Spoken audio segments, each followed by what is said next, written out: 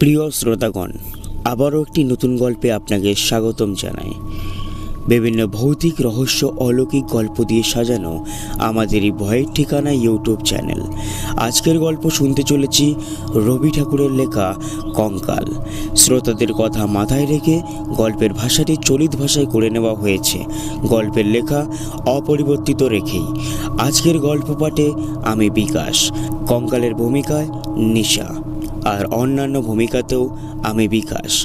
আজকের গল্প শুরু হচ্ছে কঙ্কাল। আমরা 3 ছেলেবেলার বন্ধু। যে ঘরে ঘুমাতাম তার পাশের ঘরের দেওয়ালে এক আস্ত নরকঙ্কাল ঝোলানো থাকতো।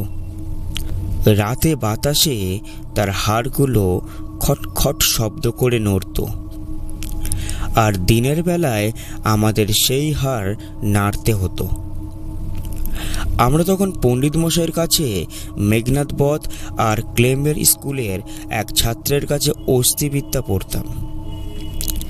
আমাদের অভিভাবকদের ইচ্ছে ছিল আমাদের হঠাৎ সর্ববিদ্যায় পারদর্শী করে তুলবেন। তা কতদূর সফল হয়েছে যারা আমাদের জানেন তাদের কাছে প্রকাশ করা বাহুল্য, আর যারা জানেন না তাদের কাছে গোপন করাটাই ভালো। তারপর বহুকাল কেটে গেল। এরই মধ্যে সেই ঘর থেকে কঙ্কাল আর আমাদের মাথা থেকে অস্থিবিদ্যা কোথায় হারিয়ে গেছে তা খোঁজা যায় না। অল্প দিন হলো একদিন রাতে কোনো কারণে অন্য কোথাও জায়গা না হওয়াতে আমাকে সেই ঘরে শুতে হলো। অভ্যাস নেই, ঘুমও আসতে চায়নি। এপাশ ওপাশ করতে করতে গির্জার ঘড়িতে বড় বড় ঘণ্টাগুলো প্রায় সবকটা বেজে গেল। এমন সময় ঘরের কোণে যে তেলের শেদ জ্বলছিল সেটা প্রায় মিনিট 5 ধরে খাপি খেতে খেতে একবারেই নেভে গেল। এর আগে আমাদের বাড়িতে 2-1টা দুর্ঘটনা ঘটে গেছে, তাই এই আলো নিভতেই খুব সহজেই মৃত্যুর কথা মনে জাগল। মনে হলো এই যে রাত, দুপ্রহরের আলোটা চির অন্ধকারে মিলিয়ে গেল। প্রকৃতির কাছে এটা যেমন মানুষের কাছে ছোট ছোট প্রাণ শিখা কখনো দিনে কখনো রাতে হঠাৎ নেভে গিয়ে বিস্তৃত হয়ে যায়, ওটাও ঠিক তেমন। ক্রমেই সেই কঙ্কালের কথা মনে পড়ে গেল। তার জীবিতকালের বিষয় হঠাৎ কল্পনা করতে করতে মনে হলো একটি চেতনা পদার্থ অন্ধকারে ঘরের দেওয়াল হাতড়ে আমার মশারির চারিদিকে ঘুরে ঘুরে বেড়াচ্ছে। তার ঘন ঘন নিঃশ্বাসের শব্দ শোনা যাচ্ছে। সে যেন কি একটা খুঁজছে, পাচ্ছে না, এবং আরো দ্রুত বেগে সারা ঘর ঘুরে বেড়াচ্ছে। বেশ বুঝতে পারলাম যে ঘুম হয়নি, মাথাটা হয়ে গেছে গরম।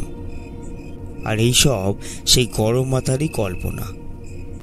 আমার মাথার মধ্যে ভোঁ ভোঁ করে যে রক্ত ছুটছে, এটা তারই দ্রুতপদের শব্দের মতো শোনাচ্ছে। কিন্তু তবুও গা ছমছম করতে লাগলো। জোর করে এই অকারণ ভয় ভাঙার জন্য বলে উঠলাম, কে? পায়ের আওয়াজটা আমার মশারির কাছে এসে থেমে গেল, আর একটা উত্তর শুনতে পেলাম, আমি। আমার সেই কঙ্কালটা কোথায় গেছে তাই খুঁজতে এসেছি। পাশ বালিশটা সবলে আঁকড়ে ধরে চেনা পরিচিতের মতো সহজ সুরে বললাম, এই ভদ্রপুরে কাজটা ভালোই বার করেছ। তা সে কঙ্কাল নিয়ে তুমি এখন কি করবে শুনি? মশারির কাছে, খুব কাছে উত্তর এলো, বলো কি? আমার বুকের মধ্যে যে আমার 26 বছরের যৌবন বিকশিত হয়েছিল তা একবার দেখতে ইচ্ছে করে না বুঝি? আমি তখনই বললাম, হ্যাঁ, কথাটা ঠিক বটে, তা তুমি খোঁজ করে গে যাও, আমি একটু ঘুমোবার চেষ্টা করি। সে বলল, তুমি একলা আছো বুঝি? তবে একটু বসি, একটু গল্প করা যাক। জানো, ৩৫ বছর আগে আমিও মানুষের কাছে বসে মানুষের সঙ্গে গল্প করতাম, কিন্তু এই ৩৫টা বছর আমি কেবল শ্মশানের হাওয়ায় হু হু শব্দ করে বেরিয়েছি। আজ তোমার কাছে বসে আর একবার মানুষের মতোই গল্প করি।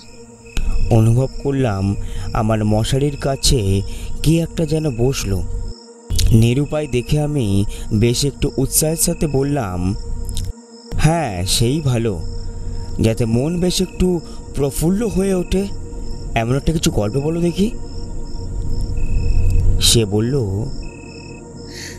মজার কথা যদি শুনতে চাও তাহলে আমার জীবনের কথাটাই নাই বলি। যখন মানুষ ছিলাম এবং ছোট ছিলাম, তখন না একজনকে জমের মতো ভয় পেতাম। তিনি আমার স্বামী। মাছকে বড়শিতে ধরলে তার ঠিক যেমনটা মনে হয়, আমার না ঠিক সেই রকমই মনে হতো। অর্থাৎ কোনো এক সম্পূর্ণ অপরিচিত জীব যেন বড়শিতে গেঁথে আমার স্নিগ্ধ গভীর জন্ম জলাশয় থেকে ছিনিয়ে নিয়ে যাচ্ছে। কিছুতেই তার থেকে ছাড় নেই। বিয়ের ২ মাস পরে আমার স্বামীর মৃত্যু হলো এবং আমার আত্মীয় স্বজনরা আমার হয়ে অনেক দুঃখ প্রকাশ করলেন। আমার শ্বশুর অনেকগুলো লক্ষণ মিলিয়ে দেখে শাশুড়িকে বললেন, শাস্ত্র যাকে বলে বিষকন্যা, এই মেয়েটি তাই। সেই কথা স্পষ্ট মনে আছে আমার। শুনছো? কেমন লাগছে? আমি বললাম, বেশ,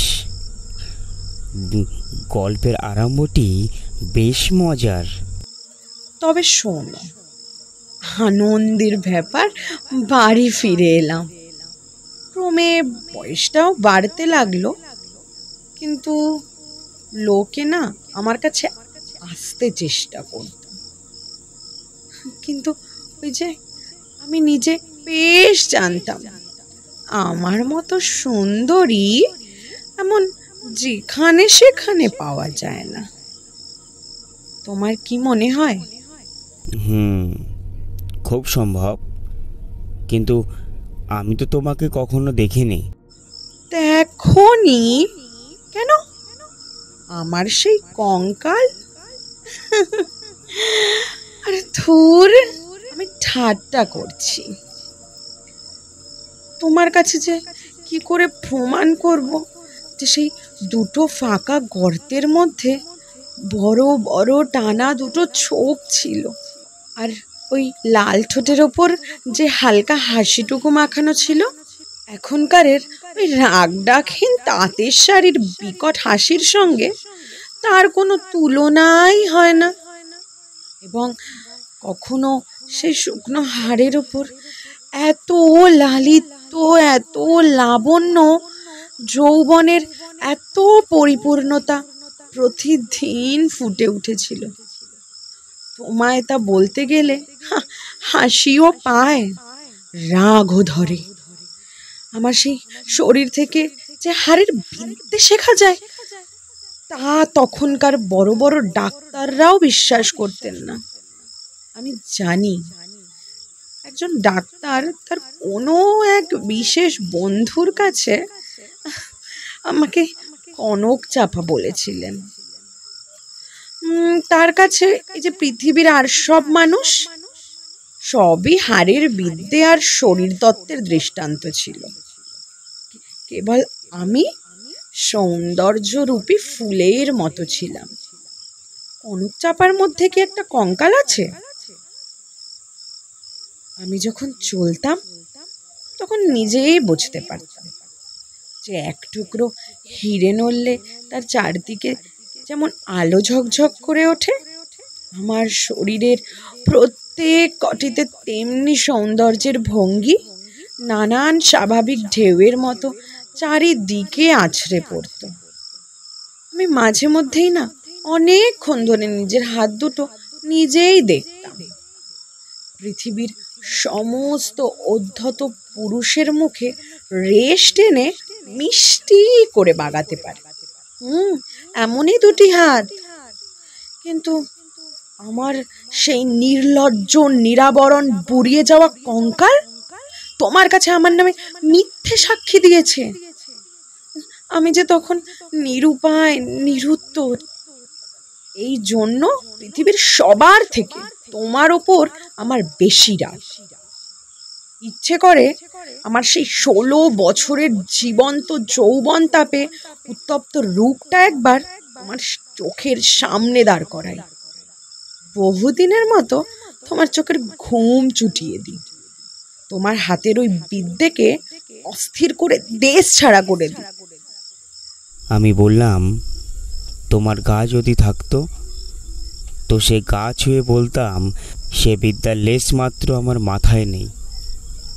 তোমার সেই ভুবন ভোলানো পূর্ণ যৌবনের রূপ রাতের অন্ধকারের ওপর জলজল করে ফুটে উঠছে।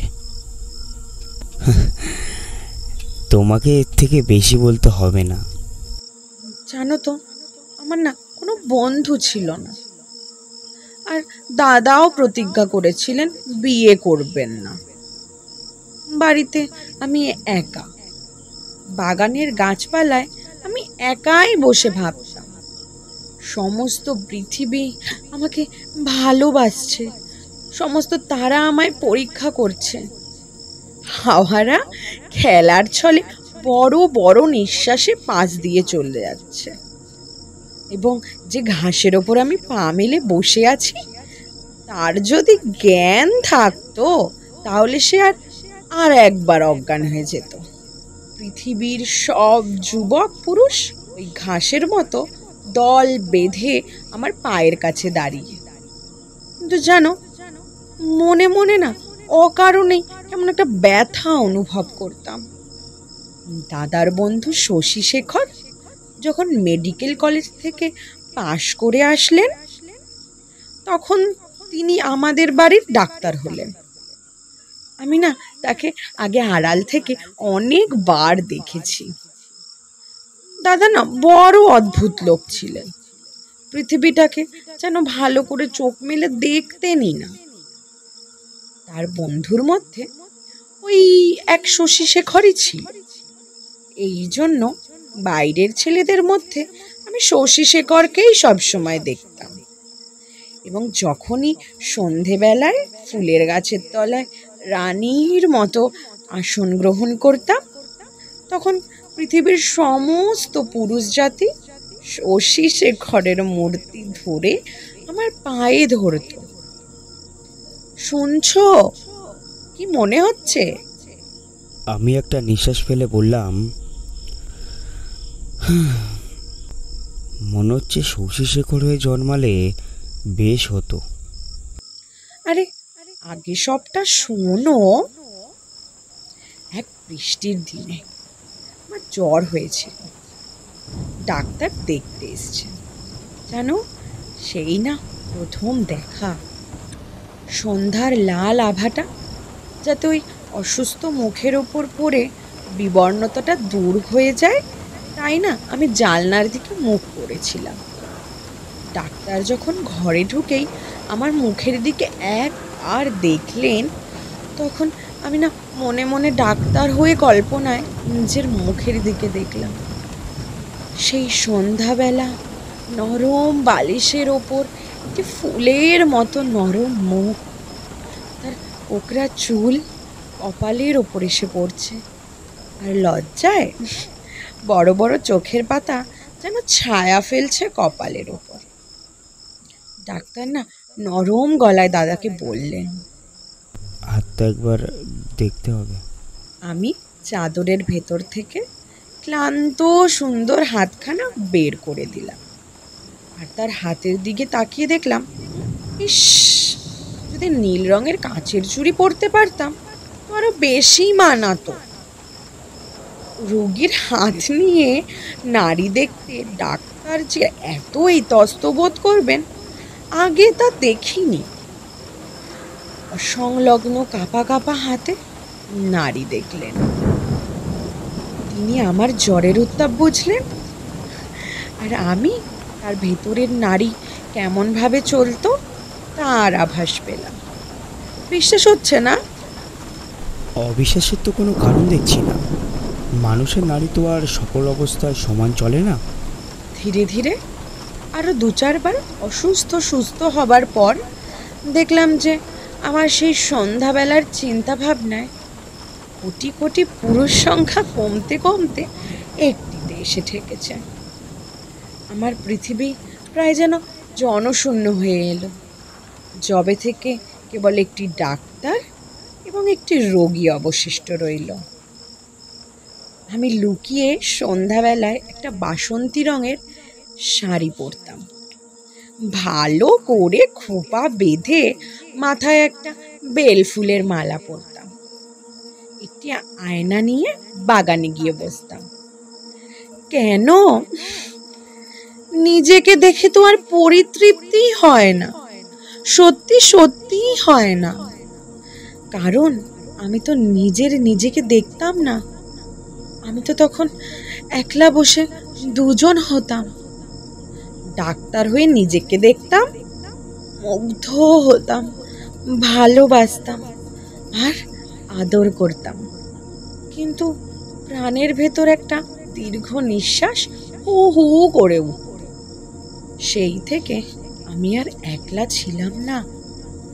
হাঁটার সময় চোখ নামিয়ে দেখতাম পায়ের আঙুলগুলো মাটিতে কেমন করে পড়ছে, আর ভাবতাম এই পদক্ষেপ আমাদের নতুন ডাক্তারের কেমন লাগে। দুপুরবেলা জানলার বাইরে খা খা করত, কোথাও কোনো সারা শব্দ নেই। মাঝে মাঝে শুধু একটা চিল অনেক দূর আকাশে শব্দ করে উড়ে যেত। আর আমাদের বাগানের দেয়ালের বাইরে ফেরিওয়ালাগুলো খেলনা চাই, খেলনা চাই, চুড়ি চাই করে ডেকে যেত। আমি একখানা ধপধপে চাদর পেতে নিজের হাতে বিছানা করে শুতাম, আর ভাবতাম এই হাতখানা এমন ভঙ্গিতে কে যেন দেখতে পেল, কে যেন দুখানা হাত দিয়ে তুলে নিল, কে যেন এই হাতের উপরে একটি চুমু রেখে দিয়ে আবার ধীরে ধীরে যাচ্ছে। এইখানেই গল্পটা যদি শেষ হয় তাহলে কেমন হয়? আমি বললাম, মন্দ হয় না, একটু অসম্পূর্ণ থাকে, কিন্তু সেটুকু আপন মনে শেষ করতে করতে দিব্যি বাকি রাতটুকু কেটে যায়। কিন্তু তাহলে গল্পটা যে বড় গম্ভীর হয়ে যায়, মজাটুকু থাকে কোথায়?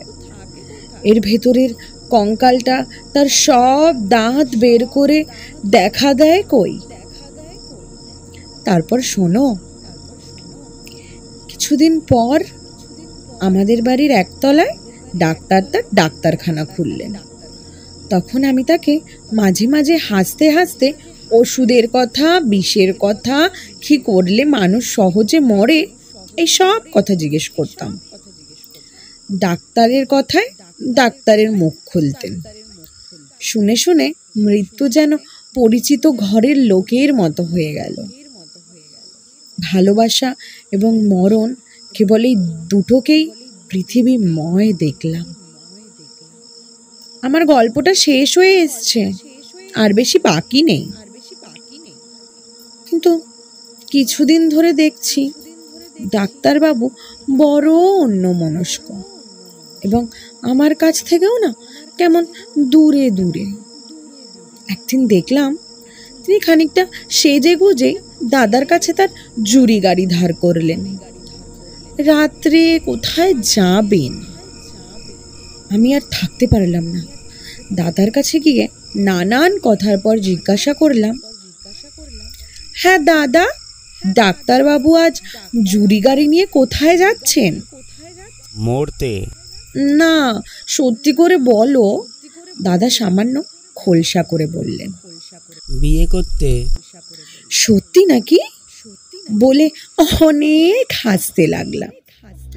অল্প অল্প শুনলাম এই বিয়েতে ডাক্তার 12,000 টাকা পাবেন। কিন্তু আমার কাছে এ খবর গোপন করে আমাকে অপমান করার মানেটা কি বলতো? আমি কি তার পায়ে ধরেছিলাম, বলেছিলাম যে এমন কাজ করলে আমি বুক ফেটে মরে যাব? পুরুষদের না বিশ্বাস করার জো নেই। পৃথিবীতে আমি একটি মাত্রই পুরুষ দেখেছিলাম, আর এক মুহূর্তে সব জ্ঞান লাভ করেছি। ডাক্তার রোগী দেখে সন্ধ্যার আগে ঘরে আসলো। আমি প্রচুর পরিমাণে হাসতে হাসতে বললাম, আজ নাকি আপনার বিয়ে? আমার আনন্দ দেখে ডাক্তার যে কেবল অবাক হলো তা নয়, ভারী গম্ভীর হয়ে গেলেন। জিজ্ঞাসা করলাম, বাজনা বাতি কিছুই নেই যে? শুনে তিনি একটু নিঃশ্বাস ফেলে বললেন, বিয়ে ব্যাপারটা কি এতই আনন্দের? শুনে আমি অস্থির হয়ে বললাম, এমন কথাও তো কখনো শুনিনি। সেটা হবে না, বাজনা চাই, আলো চাই, সবই চাই। দাদাকে এমন ব্যস্ত করে তুললাম যে দাদা তখনই রীতিমতো উৎসবের আয়োজন শুরু করলেন। আমি শুধু গল্প করতে লাগলাম। বউ ঘরে আসলে কি হবে, কি করব জিজ্ঞাসা করলাম, আচ্ছা ডাক্তারবাবু, তখনও কি আপনি রোগীর নাড়ি টিপে বেড়াবেন? যদিও মানুষের, বিশেষত পুরুষের মনটা দেখা যায় না, তবে আমি শপথ করে বলতে পারি কথাগুলো ডাক্তারের বুকে শেলের মতো বেঁধেছিল। অনেক রাত্রে লগ্ন। সন্ধ্যাবেলায় ডাক্তার ছাদের ওপর বসে দাদার সাথে 2-1 পাত্র মদ খাচ্ছিলেন। দুজনেরই এই অভ্যাসটুকু ছিল। ক্রমে আকাশে চাঁদ উঠল। আমি হাসতে হাসতে এসে বললাম, ডাক্তার মশাই, ভুলে গেলেন নাকি যাত্রা যে শুরু হয়েছে? এইখানে একটা সামান্য কথা বলা দরকার। ইতিমধ্যেই আমি লুকিয়ে ডাক্তারখানা গিয়ে খানিকটা গুঁড়ো জোগাড় করে এনেছিলাম, এবং সেই গুঁড়োর কিছু অংশ আমার সুবিধে মতো ডাক্তারের অজান্তে তার গ্লাসে মিশিয়ে দিয়েছিলাম। কোন গুঁড়ো খেয়ে মানুষ মরে তার ডাক্তারের কাছে শিখেছিলাম।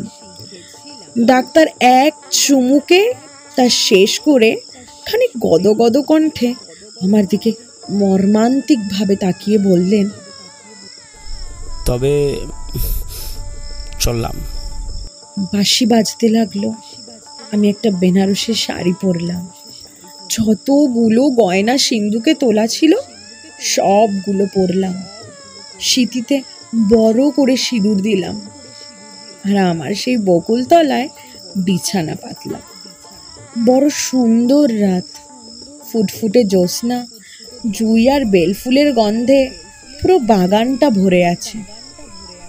বাঁশির শব্দ যখন ক্রমে দূরে চলে এলো, জ্যোৎস্না যখন অন্ধকার হয়ে এলো, এই গাছের পাতায় আর আকাশ আজন্মকালের জন্য আমার চারিদিকে মিলিয়ে যেতে লাগলো, তখন আমি চোখ বুজে হাসলাম। ইচ্ছে ছিল যখন লোকে এসে আমায় দেখবে, তখন এই হাসিটুকু যেন রঙিন নেশার মতো আমার ঠোঁটের কাছে ফুটে থাকে। ইচ্ছে ছিল যখন আমার অনন্ত রাতের বাসর ঘরে ধীরে ধীরে ঢুকবো, তখন এই হাসিটুকু এখান থেকে মুখে করে নিয়ে যাব। কিন্তু কোথায় বাসর ঘর? আমার সেই বিয়ের সাজ কোথায়? নিজের ভেতর থেকে একটা খটখট শব্দে জেগে দেখলাম আমাকে নিয়ে 3টে ছেলে হাড়ের বিদ্যে শিখছে। বুকের যেখানে সুখ দুঃখ ধুকধুক করত এবং যৌবনের পাপড়ি যেখানে রোজ একটা একটা করে ফুটতো, সেখানে বেদ দেখিয়ে কোন হাড়ের কি নাম মাস্টার দেখাচ্ছে। আর এই যে শেষ হাসিটুকু ঠোঁটের কাছে ফুটেছিল, তার কি কোনো চিহ্ন দেখতে পেয়েছিলে তুমি? গল্পটা কেমন লাগলো? বললাম, গল্পটা তো বেশ মজার। এমন সময় প্রথম কাক ডাকলো। জিজ্ঞাসা করলাম, এখনো আছো নাকি? কোনো উত্তর পেলাম না। দেখি ঘরের মধ্যে ভোরের আলো প্রবেশ করলো। শুনছিলেন রবি ঠাকুরের কঙ্কাল। কেমন লাগলো আজকের গল্প? গল্পটি ভালো লেগে থাকলে ভয় ঠিকানা চ্যানেলটিকে এখনই সাবস্ক্রাইব করুন। কমেন্ট করে জানান আপনারা আরও কেমন ধরনের গল্প শুনতে চান। শেয়ার করে ভালোবাসা ছড়িয়ে দেবেন, আর লাইক করে উৎসাহ বাড়িয়ে তুলবেন। আপনাদের লেখা কোনো গল্প বা শোনা কোনো ঘটনা থেকে থাকলে আমাকে পাঠাতে একদম ভুলবেন না। গল্প হোক বা ঘটনা, ঝটপট পাঠিয়ে দিন ভয়ের ঠিকানা 960@gmail.com-এ। আমাকে সোশ্যাল মিডিয়াতে ফলো করতে ডেসক্রিপশানে লিঙ্ক দেওয়া রইল, ওখান থেকে আমাকে ফলো করতে একদম ভুলবেন না। আজকের জন্য বিদায় শ্রোতাগণ। এখানে আপনি শুধু দর্শক নন, পরবর্তী শিকারও হতে পারেন।